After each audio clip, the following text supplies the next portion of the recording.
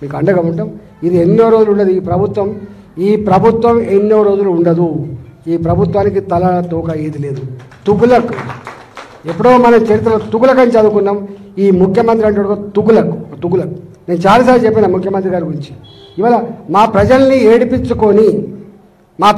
ఏడిపించుకొని నీకేదో ఓట్లెత్తే ముఖ్యమంత్రి పోయి కుర్చీ మీద కూర్చొని ఇవాళ మా ప్రజల్ని ఏడిపించుకుంటావు అంటే నువ్వు శాడిస్ట్ అయితేనే ఏడిపించుకుంటావు. గుర్తుపెట్టుకో, నువ్వు శాడిస్ట్.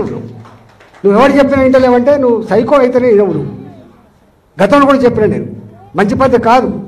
ఇవాళ పరిపాలకుడు అనేవాడు, ముఖ్యమంత్రి అనేవాడు ప్రజల కన్నీళ్ళు ఏంటిది, ప్రజల కష్టాలు ఏంటివి, ఒకవేళ నీకు నీ ఇంటెలిజెన్స్ వ్యవస్థ ఉంటుంది, తెలుసుకోవాలి. ఒకవేళ అక్కడి నుంచి తెలుసుకునే ఓపిక నీకు లేకపోతే నీ సొంత మనుషులు ఉంటారు, అందరూ తెలుసుకొని ఇట్లాంటి రెక్టిఫై చేయాలి. కానీ ఇవాళ నీ కింద ఏమవుతుందో తెలియకపోతే నువ్వు ఎట్లా ముఖ్యమంత్రి అయినావు, నువ్వు ఎంత వ్యవస్థ సిస్టంలో ఉన్నావు అర్థం కావట్లేదు. నీవే మున్సిపల్ ముఖ్యమంత్రి, మళ్ళీ అన్ని ఈయనకి జరిగినాయి. కాబట్టి నేను ముఖ్యమంత్రిని డిమాండ్ చేస్తున్నా, ఇట్లాంటి పిచ్చి వేషాలు మానుకో.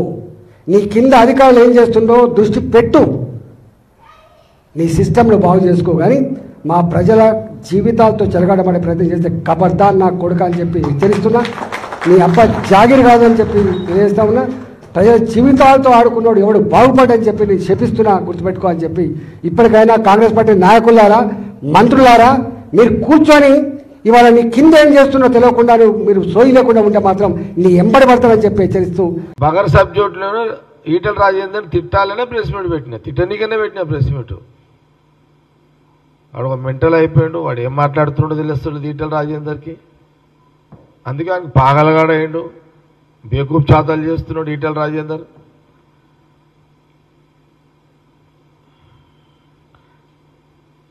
నువ్వు మళ్ళొకసారి కాంగ్రెస్ పార్టీ ముఖ్యమంత్రి రేవంత్ రెడ్డిని కానీ, కాంగ్రెస్ పార్టీ నాయకులను కానీ, మంత్రులను కానీ ఇట్లా మాట్లాడితే నీ నడి రోడ్డు మీదనే నిలబెట్టి